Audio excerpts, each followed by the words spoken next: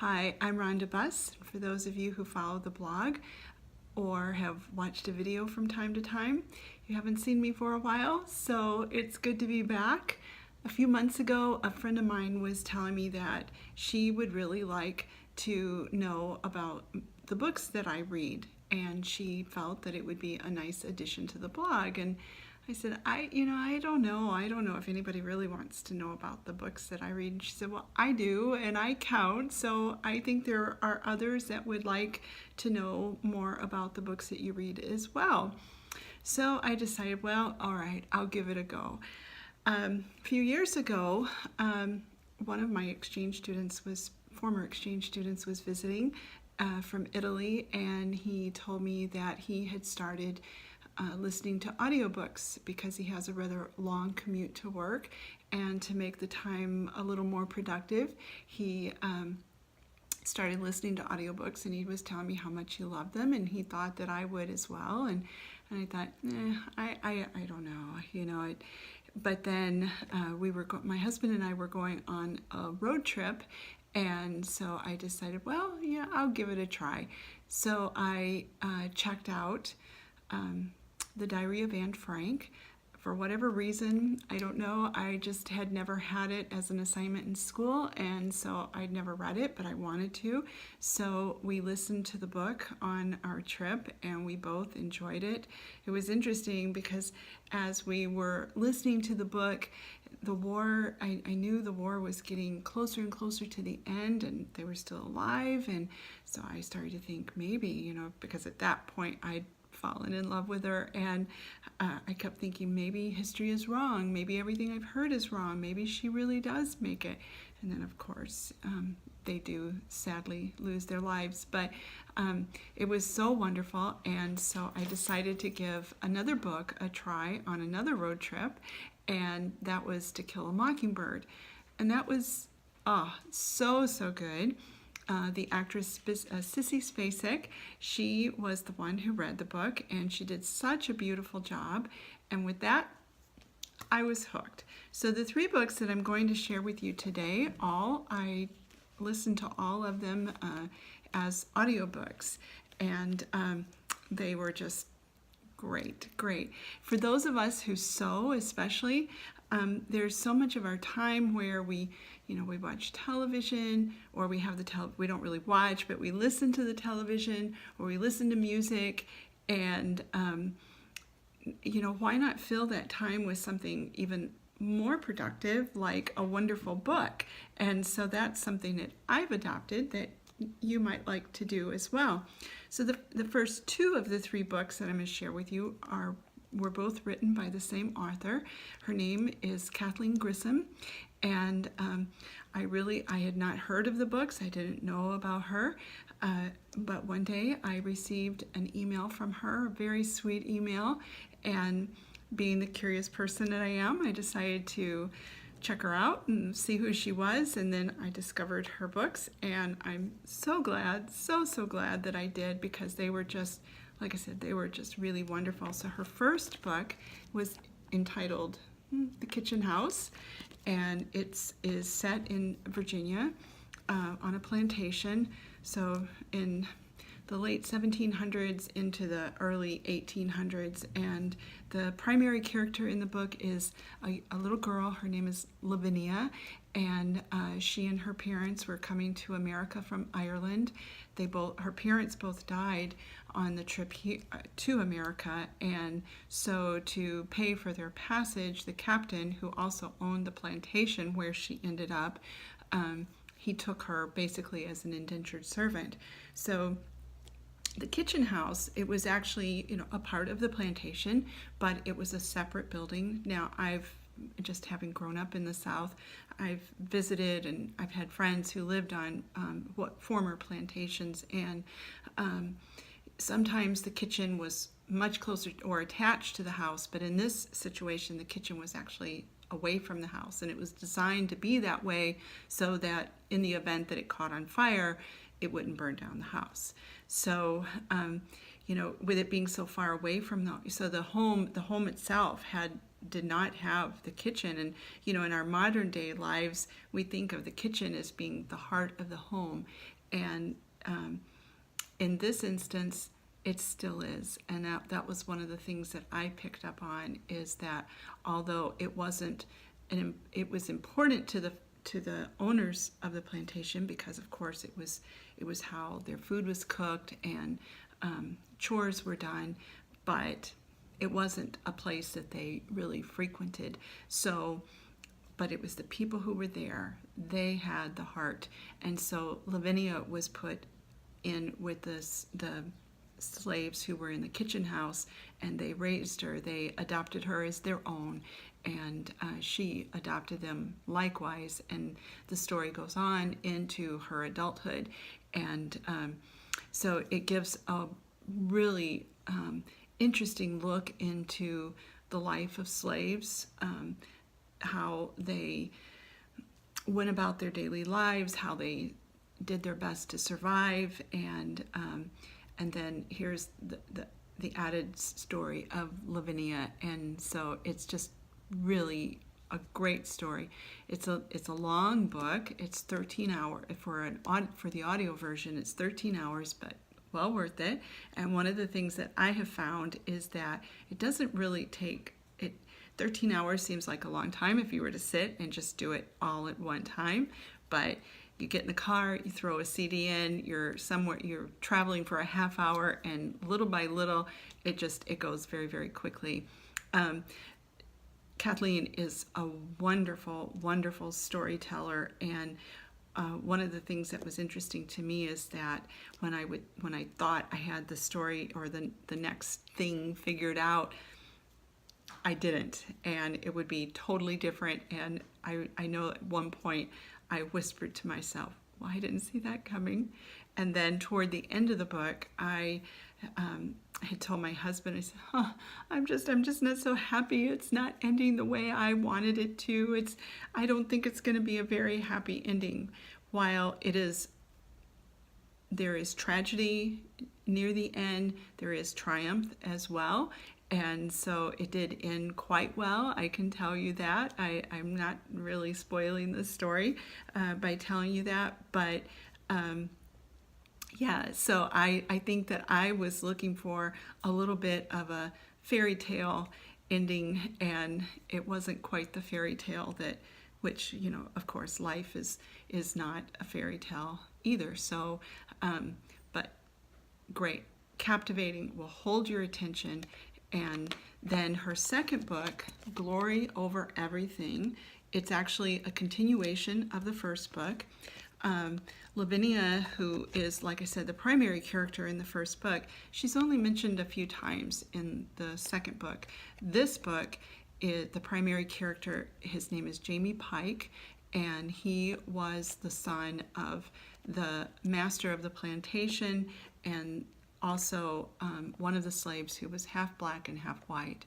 And so it really goes into his struggle with who he was and trying to find his place in this world. And at that time, they believed that if you had any amount of African American blood, that you were black, period. And so all the prejudices that went with that, and the prejudices that he realized that he had within him as well. And so he ultimately makes his way to Philadelphia, and so that's where the story begins. But there is very much a little bit of the story, the classic Greek story, the Odyssey. I saw that very much in the book, and how he I don't want to ruin the story, but it's just fabulous. One thing, I'll go back to the kitchen house. One thing that is very apparent in that book is the fact that women really had no rights. You were either the property of your husband or you belonged to your family. And so, although they were free, they weren't that free. It was, of course, better than being a slave, but still, you could be very trapped. in the second book, what I really love is that Kathleen, the author, she begins to explore how women began to work their way out of that. So they definitely don't have the freedoms that women know today, but it's like the seed, and that's really quite exciting. So when I finished the book, I wanted more, and I went to Kathleen's Facebook page, and I found out that she's working on a third book. Yay! And so I'm hoping that it will be another continuation, because there are characters in this book, in the second book, that I want to know more about. And I always think that's the mark of a very well-written book, when you are so engrossed and you want to know more, and you know, the people, it's like they've become a part of your life. So The Kitchen House, Glory Over Everything, fabulous books. Glory Over Everything is about 12 hours long, so it's relatively long as well, but you'll love it. You'll love it. It's just, they're really great books. And if you have any connections to the South whatsoever, like I do, then it's even all the more interesting and rich. So the third book that I'd like to share with you, but before I tell you about this book, I want to tell you about an app that I found called Hoopla, Hoopla. And if you live here in the United States, it's available. It's not available in Europe. It's through the public library system here, and it's designed to make the library all the more accessible. And you can, for free, check out 6 books per month, audiobooks as well as written ebooks, and it's just a wonderful, wonderful resource, and I have just embraced it. I just love it, and the books that I have checked out have all been audiobooks. I'm not a big one for reading online. I'd much rather read a book, but the audiobooks are wonderful. So if you have Wi-Fi access, then you've got the book. So it's really quite wonderful. So it's Hoopla, Hoopla, and if you look up their website, it's hoopladigital.com. So check that out. I think you'll probably like it as much as I do. So this book was written by Viktor Frankl, and it's Man's Search for Meaning. And like I said, I listened to the audio version of it. It was such a rich, rich book. And it begins, he is a psychiatrist, and it's very much about how he was a man, he became a number, and then his becoming a man again. But during his time in the concentration camps, he continued to know who he was. And so, you know, it's very much about the struggles that we go through our life and trying to find meaning in our, just in living, meaning in why we've had to struggle the way that we have. And so, like I said, he was taken into a concentration camp. The first one that he went to was Auschwitz. It's just very, very honest book. He talks about how when they were brought into Auschwitz, that there was one of the soldiers there who he made the decision as to who lived and who died, and just with the nod of his head, which is just sickening, really. So he spent a good portion of his time at Auschwitz. His wife sadly died, and then at some point he was sent to Dachau. Why he was sent to Dachau, if it's in the book, I missed it, but ultimately he was sent to Dachau, and that was especially powerful for me because although I've never been to Auschwitz, I have been to Dachau, and to have experienced the environment that he was in to some degree.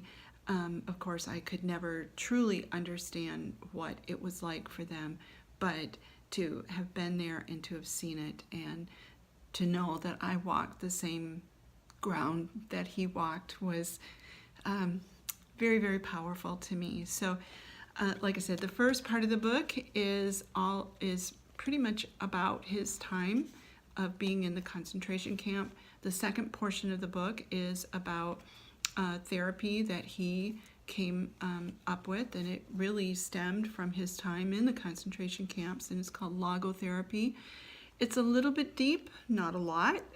So I always say, hey, if I can understand it, anybody can. So I really enjoyed hearing about it. And there's a quote from the book that I kept because it meant so much to me. I have to put my glasses on. I'd like to share it with you. I think it's just so rich. So it says, "What will it matter to him if he notices that he is growing old? Has he any reason to envy the young people whom he sees, or wax nostalgic over his own lost youth? What reasons has he to envy a young person for the possibilities that a young person has? The future which is in store for him? No, thank you, he will think.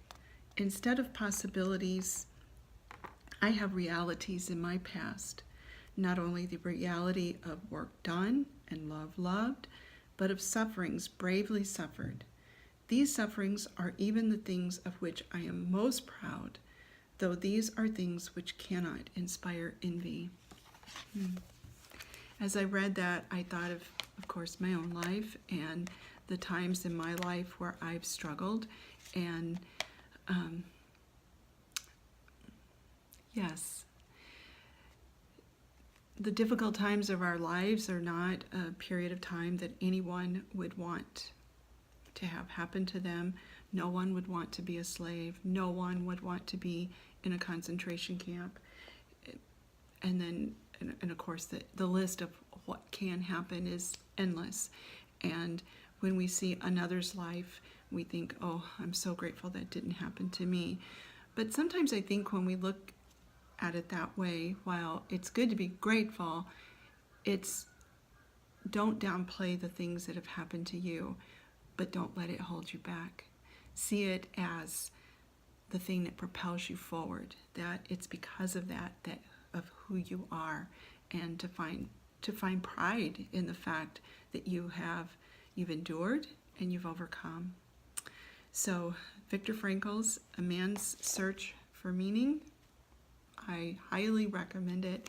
I think that for the questions that we all have about our time here on earth, I think it's a book that will make you think. So I hope this has inspired you, that you maybe will find a book or two or three that you'd like to give a try.